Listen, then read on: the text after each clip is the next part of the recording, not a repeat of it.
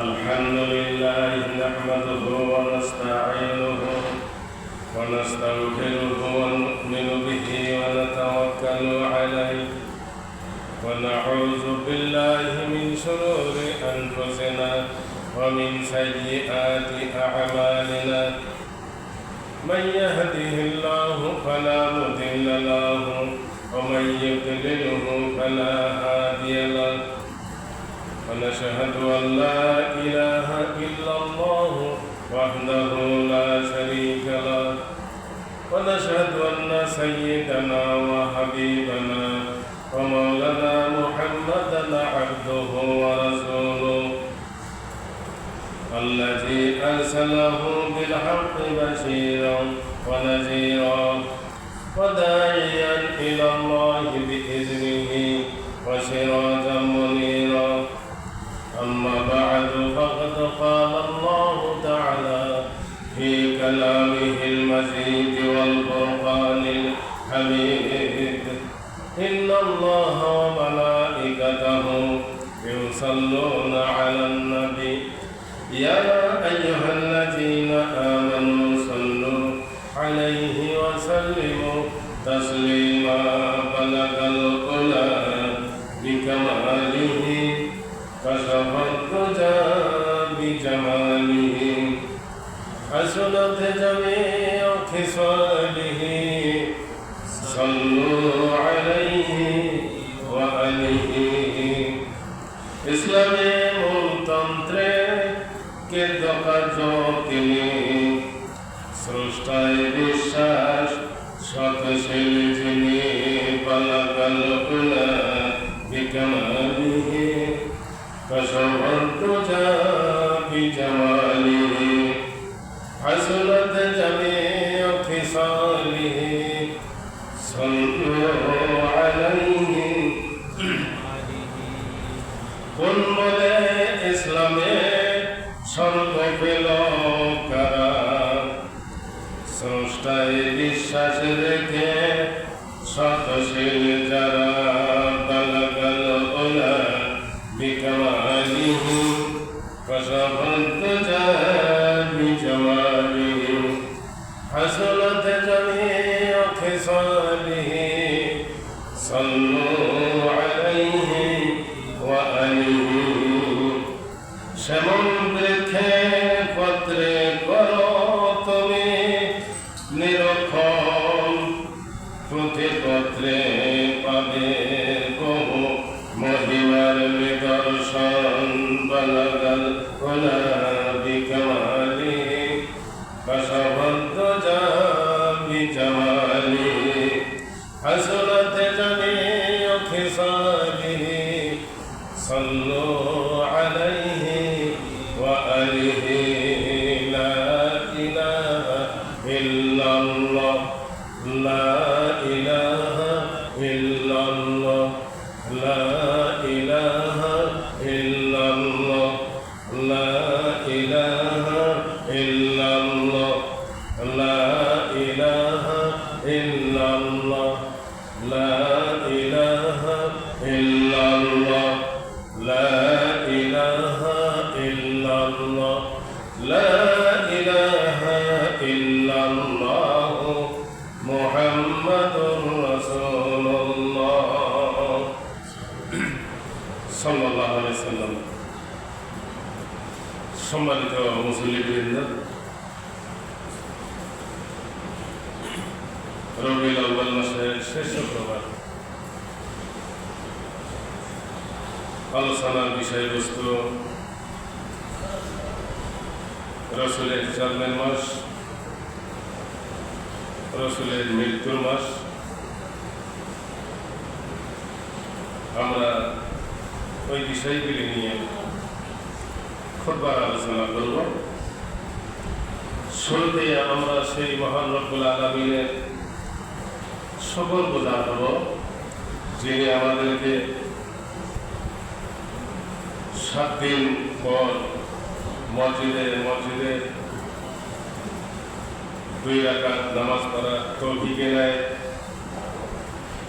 করবেন, নামাজ পড়ার সুযোগ করে দিয়েছেন, যিনি মসজিদে আসা সুযোগ করে দিয়েছেন। সেই মহান রব্বুল আলামিনের আমরা সকলে শুকরগুজার হচ্ছি। আমরা সকলে বলি আলহামদুলিল্লাহ। দরুদ ও সালাম বিশ্বনবী মুহাম্মদ রাসূলুল্লাহ সাল্লাল্লাহু আলাইহি সাল্লামের উপর আমরা সকলে বলি সাল্লাল্লাহু আলাইহি সাল্লাম। সম্মানিত মুসলিমবৃন্দ,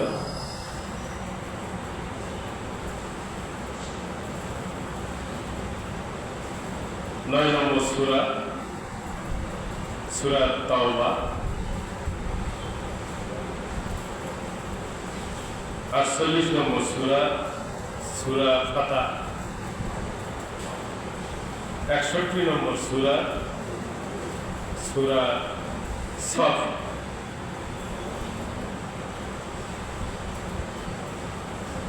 এই 3টি সূরার মধ্যে যে আয়াতখানা তেলাওয়াত করা হবে, এই আয়াতখানা রয়েছে, যারা জানেন তারা আমার সঙ্গে তেলাওয়াত করবেন।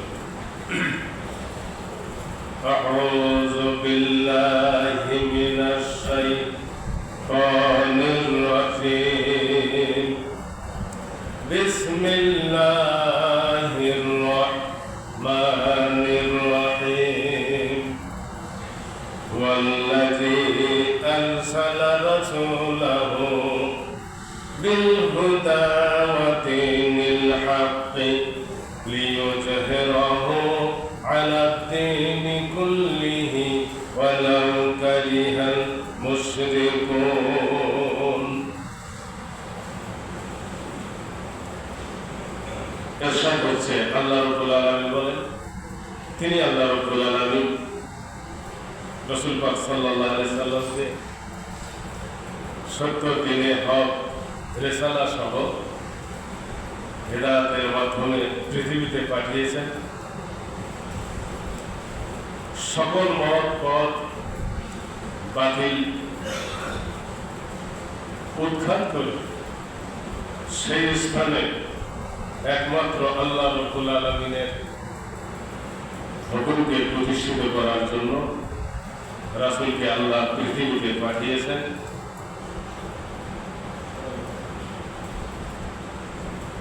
তাদের পছন্দ নাও হতে পারে, কাফের মুশরিক, কাফের মুশরিকদের পছন্দ নাও হতে পারে, এই কথা আল্লাহ রাব্বুল আলামিন এই আয়াতের মধ্যে বলেছেন। সম্মানিত মুসলিম, রাসূল সাল্লাল্লাহু আলাইহি সাল্লাম যখন জন্মগ্রহণ করেন, সময়টি ছিল অন্ধকার যুগ, আইয়ামে জাহিলিয়াতের যুগ, যে সময় কাটাকাটি, খুন খারাপি, রাহাজানি, ছিনতাই, চুরি ডাকাতি, মারামারি, দাঙ্গা হাঙ্গামা, অন্যায় অত্যাচার, জুলুম, মানুষের মাথা খুলি দিয়ে মদ পান, রং তামাশা, গান বাজনা,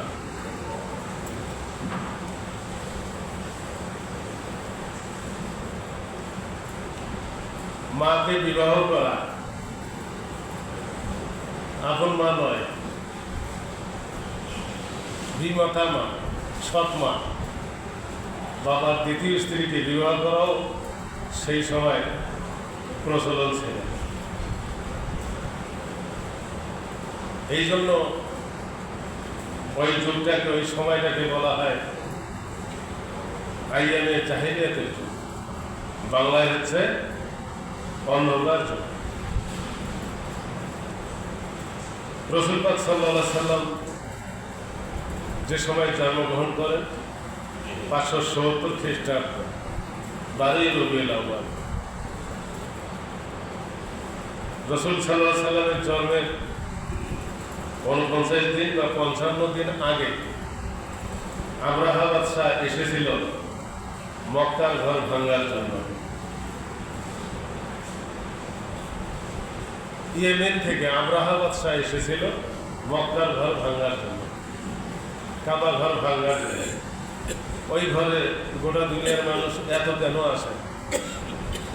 ইয়েমেনের বাদশাহ ইয়েমেনে একটা ওই রকম ঘর তৈরি করে রেখেছিলেন। ওই রকম ঘর একটা তৈরি করেছিলেন ইয়েমেনে। তৈরি করে লোকজনদের জন্য ঘোষণা দিয়েছিলেন যে কাবার মতো ইবাদত বন্দেগী এখানে হবে। কিন্তু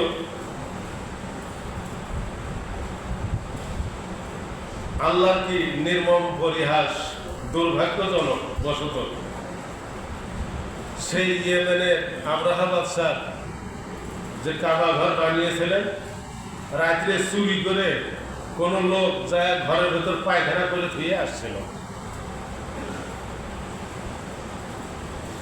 পরের দিন গিয়ে দেখেন যে ওই যে কাবা ঘর বানালো ইয়েমেনের বাদশাহ, সেই কাবা ঘরের ভেতর পায়খানা। তাহলে মক্কার ঘরে রাখবো না, দেখে মানুষ কোন ঘরে ইবাদত করে, আমার এই ঘরে আসে কিনা। এই আগে আব্রাহা বাদশাহ সব রকমের ব্যবস্থা নিয়ে রসুলের 49 দিন বা 55 দিন 55 দিন আগে আব্রাহা বাদশাহ হাতি ঘোড়া যা যা প্রয়োজন নিয়ে মক্কায় এসেছিলেন কাবা ঘর ভাঙার জন্য। সম্মানিত মুসল্লি, কাবা ঘর ভাঙতে পেরেছে?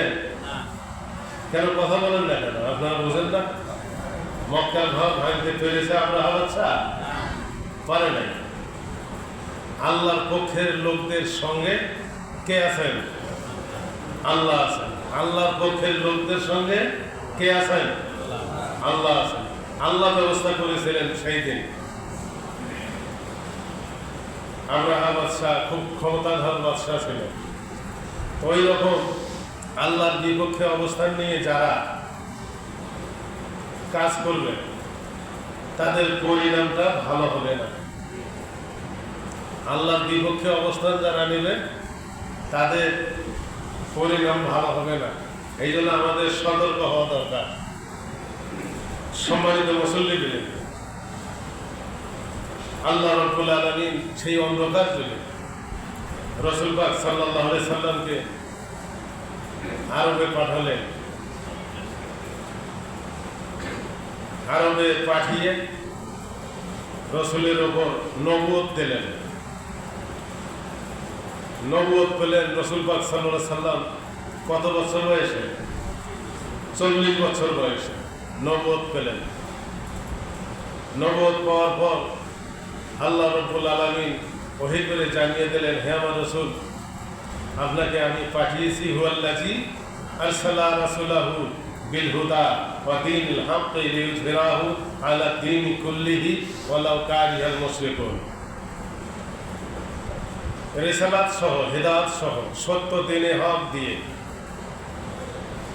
নবী আপনাকে পাঠানো হয়েছে।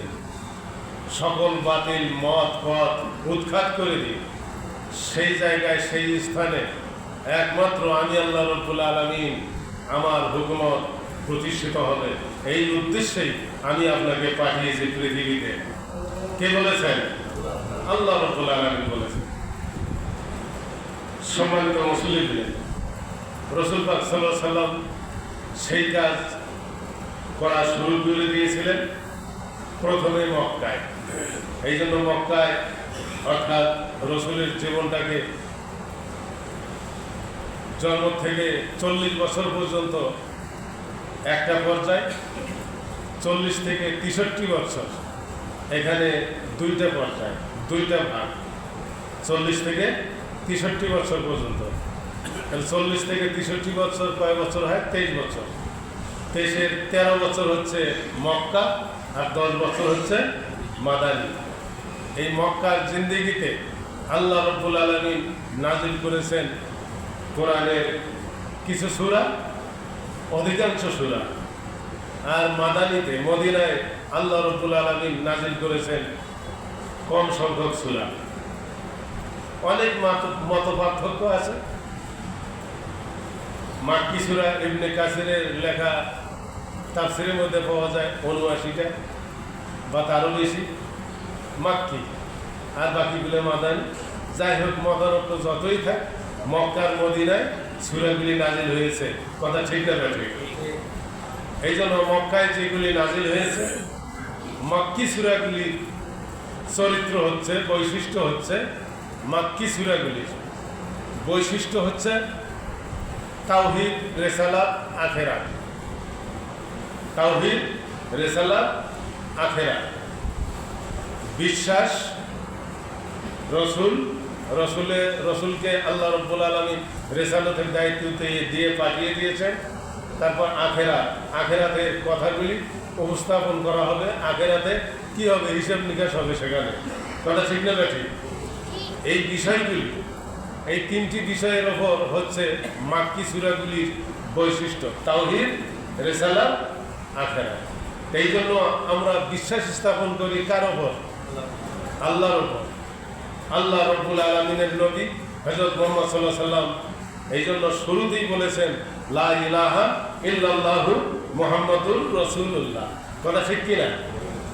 রাসূল পাক সাল্লাল্লাহু আলাইহি সাল্লাম বলেছেন যে তোমরা ঈমান আনো সেই আল্লাহর প্রতি যিনি ছাড়া আর কোনো সৃষ্টিকর্তা, ইলাহা, হুকুমদাতা, বিধানদাতা, কোনো কিছুর মালিক যিনি ছাড়া আর কেউ নাই, তার উপর ঈমান আনো, যাকে আল্লাহ রাব্বুল আলামিন রিসালাতের দায়িত্ব দিয়ে পৃথিবীতে পাঠিয়েছেন বিশ্বনবী মুহাম্মদ রাসূলুল্লাহ সাল্লাল্লাহু আলাইহি সাল্লামের উপর। এবং ঈমান আনো পরকালের প্রতি, যেখানে হিসাব নিকাশ হবে। সম্মানিত মুসল্লিদের, সেই কথা রাসূল পাক সাল্লাল্লাহু আলাইহি সাল্লাম বলতেছিলেন 40 বছর পর যখন নবুয়ত পেলেন, লা ইলাহা ইল্লাল্লাহু মুহাম্মাদুর রাসূলুল্লাহ। আমরাও সেই কালেমা গ্রহণ করেছি। কথা ঠিক না ব্যাপারে? সম্মানিত মুসল্লিদের, আল্লাহ রাব্বুল আলামিন রাসূলকে পাঠিয়েছেন সত্য, দ্বীনে হক, হেদায়েত, রিসালাতের দায়িত্ব দিয়ে। এই জন্য কোরআনুল কারীমের সূরা বনী ইসরাঈলে ফাকুল জাআল হক ওয়া জাহাকাল বাতিল ইন্নাল বাতিলা কানা যাহুকা। আল্লাহ রাব্বুল আলামিন বলেন, সত্য সমাগত, সত্য আগত, সত্য উপস্থিত হয়েছে, মিথ্যা দূরীভূত হবে, মিথ্যা থাকবে না। কথা ঠিক না ঠিক? সত্য যখন আসবে তখন মিথ্যা থাকবে না। আল্লাহ রাব্বুল আলামিন এই কথা বলেছেন। তাই মুসলমানদের কাজ হচ্ছে, নবী রাসূলদের কাজ হচ্ছে আল্লাহ রাব্বুল আলামিন যে দায়িত্ব দিয়ে পৃথিবীতে পাঠিয়ে দেন সেই দায়িত্ব পালন করা। আর সেই দায়িত্ব পালন করতে গিয়ে রাসূল পাক সাল্লাল্লাহু আলাইহি সাল্লাম দাওয়াত দিয়েছিলেন, সেই দাওয়াত দিয়েছিলেন লা ইলাহা ইল্লাল্লাহু মুহাম্মাদুর রাসূলুল্লাহ। আল্লাহ রাব্বুল আলামিন বলেন, ইয়া আইয়ুহার রাসূল বাল্লিগ মা উনজিলা ইলাইকা মির রাব্বিকা ওয়া ইল্লাম তাফআল ফামা বাল্লাগতা রিসালাতাহু। আল্লাহ বলেন, হে আমার রাসূল, আপনি মানুষের কাছে পৌঁছে দেন আমার নাজিলকৃত ওহী, নাজিলকৃত কোরআনের কথা। আর এই কথা যদি আপনি মানুষের কাছে পৌঁছায় যদি না দিলেন, তাহলে তো রিসালাতের দায়িত্ব আপনার পালন করা হলো না। আল্লাহ রাব্বুল আলামিন বলেছেন এই কথা রাসূলকে, স্বয়ং রাসূলকে আল্লাহ রাব্বুল আলামিন এই কথা বলেছেন, হে আমার রাসূল, আপনার কাছে যা নাজিল হয় তা দুনিয়াবাসীর কাছে পৌঁছিয়ে দেন। যদি আপনি পৌঁছিয়ে যদি না দেন, তাহলে তো রিসালাতের দায়িত্ব পালন করা হলো না আপনার। আর রিসালাতের দায়িত্ব পালন করা না হলে নবুয়তের সমস্যা হবে কি না? সমস্যা হবে না? সম্মানিত মুসল্লিন, মনে করেন একটা উদাহরণ দেই। বাংলাদেশের প্রধানমন্ত্রী, এমপি, মন্ত্রী যারা আছে, তাদেরকে কোনো দায়িত্ব দিয়ে কোনো থানায়, কোনো উপজেলায় পাঠিয়ে দিলেন, সেখানে গিয়ে জনসভা করে সেই দায়িত্বের, সরকারের দায়িত্বের কথা মানুষের কাছে পৌঁছাইয়া দিলেন। এরকম এজেন্ডা দিলেন সরকার প্রধান।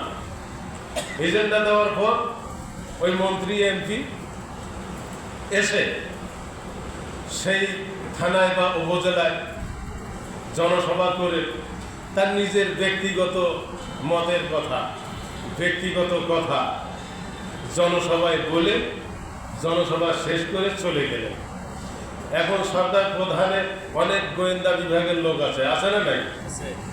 খোঁজ খবর নিয়ে তারা রিপোর্ট করে সরকার প্রধানের কাছে রিপোর্ট করলেন যে উনি সরকারের কোনো কথা বলেন নাই, শুধু ওনার নিজের ব্যক্তিগত কথাগুলি জনসমাবেশে এসে ওই উপজেলায় থানায় এসে লোকজনের কাছে উপস্থাপন করে তার নিজের ব্যক্তিগত কথা বলে উনি বিদায় নিয়ে চলে গিয়েছেন। এই কথা যদি শোনেন সরকার প্রধানমন্ত্রী, তাহলে এই এমপি মন্ত্রীর ওপর ওই সরকার প্রধান খুশি হবে না বেজার হবে? অসন্তুষ্ট হবে না? অসন্তুষ্ট হবে। সম্মানিত মুসল্লিবৃন্দ, আল্লাহ রাব্বুল আলামিনের সঙ্গে আমাদের যে কথা আছে, যে ওয়াদা আছে, যে আলোচনা আছে, সেই আলোচনাগুলি আমরা পৃথিবীতে আসার পর যদি দুনিয়াবাসীর কাছে উপস্থাপন করতে যদি না পারার পর কুল্লু নাফসিন যায়কাতুল মউত, আপনার আমার একদিন শোক সংবাদের ঘোষণা হলো, মৃত্যুর পর আল্লাহ এবং আল্লাহর ফেরেশতারা জিজ্ঞাসাবাদ করবে, আল্লাহ রাব্বুল আলামিন তোমাকে পৃথিবীতে যে দায়িত্ব দিয়ে পাঠিয়েছিলেন, তুমি যে সমাবেশে বক্তব্য দেওয়ার কথা ছিল, যে দাওয়াত দেওয়ার কথা ছিল, সেই দাওয়াতগুলি না বলে দুনিয়াবাসীর কাছে উপস্থাপন না করে তুমি তোমার নিজের ব্যক্তিগত পথকে দুনিয়াবাসীর কাছে উপস্থাপন করে তোমার ভালো লাগা কথাগুলি বলে মৃত্যুবরণ করেছো, এটা কি তোমার স্মরণ ছিল না? এটা কি তুমি জানো না? সম্মানিত মুসল্লিবৃন্দ, সেই দিন আমি যতই ভুল স্বীকার করি না কেন, সেই দিন যতই আমি বলি না কেন আমার ভুল হয়েছে, কিন্তু এই ভুল স্বীকার করে আমরা রেহাই পাবো সেই দিন আল্লাহর কাছে? সেই দিন রেহাই পাবো? সেই দিন কিন্তু রেহাই পাবো না। এই জন্য আল্লাহ রাব্বুল আলামিন রসুল পাক সাল্লাল্লাহু আলাইহি সাল্লামকে বলেন, হে আমার রসুল, আপনাকে দায়িত্ব দিয়ে পাঠানো হয়েছে দুনিয়াবাসীর কাছে এই নাজিলকৃত কোরআনের দায়িত্ব পৌঁছে দেওয়ার জন্য। যদি আপনি যদি না দেন, তাহলে তো আপনি রিসালাতের দায়িত্ব পালন করলেন না। সম্মানিত মুসল্লিবৃন্দ, আমি শুরুর দিকে বলেছিলাম যে মাক্কি জীবনের বৈশিষ্ট্য হচ্ছে তিনটি। সে বৈশিষ্ট্য তিনটি হচ্ছে তাওহীদ, রিসালাত, আখিরাত। রিসালাতের দায়িত্ব দিয়ে আল্লাহ রাব্বুল আলামিন রসুল পাক সাল্লাল্লাহু আলাইহি সাল্লামকে পৃথিবীতে পাঠিয়েছেন। রসুল পাক সাল্লাল্লাহু আলাইহি সাল্লাম সেই রিসালাতের দায়িত্ব পালন করেছেন। কথা ঠিক কিনা? রিসালাতের দায়িত্ব পালন করেছেন। সম্মানিত মুসল্লিবৃন্দ, তাওহীদ, এই বিশ্বাসের ব্যাপার দুনিয়াবাসীর কাছে তুলে ধরেছেন। আজ রসুল নাই, আল উলামা ওয়ারাসাতুল আম্বিয়া। কথা ঠিক কিনা? আলেম ওলামা আছে, এই জন্য আলেম ওলামাদের সঙ্গেও খারাপ আচরণ, খারাপ ব্যবহার করা যাবে না। রসুল পাক সাল্লাল্লাহু আলাইহি সাল্লাম বলেছেন, তুমি নিজে আলেম হও, তুমি নিজে আলেম হও। কারণ এখন তো নবী রসুল নাই, আছে নাকি? আছে? নাই। রসুল বলেছেন, এই কারণে বলেছেন, আমি তো চিরদিন থাকবো না, আমার পরে থাকবে আমার উম্মত। এই জন্য রসুল হাদিসে বলেছেন, তুমি আলেম হও। আমরা আলেম হব, জ্ঞানী হব। কিসের জ্ঞানী? কোরআন হাদিসের জ্ঞানী। ডক্টর শহীদুল্লাহ বলেছেন, মরহুম ডক্টর শহীদুল্লাহ, উনি বলেছেন, পৃথিবীর যত জ্ঞানী থাক, যার কাছে কোরআনের জ্ঞান নাই, ইসলামের জ্ঞান নাই, সেই ব্যক্তি মূর্খ। সেই ব্যক্তি কি? মূর্খ। এই জন্য কোরআনের জ্ঞান থাকতে হবে। সেই জন্য আল্লাহ রাব্বুল আলামিন প্রথমে শুরুতে ইকরা বিসমি রাব্বিকাল্লাযী খালাক এই কথা বলেছেন। আর রসুলও এই সৃষ্টিকর্তারে দাওয়াত দিয়েছেন মক্কায় সর্বপ্রথম। এই সৃষ্টিকর্তা যার কথা বলা হয়েছে, পড়ো তোমার রবের নামে, যিনি তোমাকে সৃষ্টি করেছেন। সম্মানিত মুসল্লিবৃন্দ, সূরা বাকারা 2 নম্বর সূরা 21 নম্বর আয়াত, ইয়া আইয়ুহান নাস উবুদু রাব্বাকুমুল্লাযী খালাকাকুম। আল্লাহ রাব্বুল আলামিন বলেন, হে আমার রাসূল, আপনি দুনিয়াবাসীর কাছে এইভাবে বলুন, হে দুনিয়ার মানুষরা, তোমরা সেই রবের দাসত্ব করো যিনি তোমাদেরকে সৃষ্টি করেছেন। কে বলেছেন এই কথা? আল্লাহ রাব্বুল আলামিন। সৃষ্টি আমাদেরকে কে করেছেন? কে করেছেন? আল্লাহ রাব্বুল আলামিন করেছেন। তো সেই সৃষ্টিকর্তার দাসত্ব করার কথা আল্লাহ আবার শিখিয়ে দিয়েছেন যে যিনি সৃষ্টি করেছেন তারই দাসত্ব করো। কারণ আল্লাহ রাব্বুল আলামিন বলেন, ওমা খালাকুল জিন্না ওয়াল ইনসা ইল্লা লিয়াবুদুন।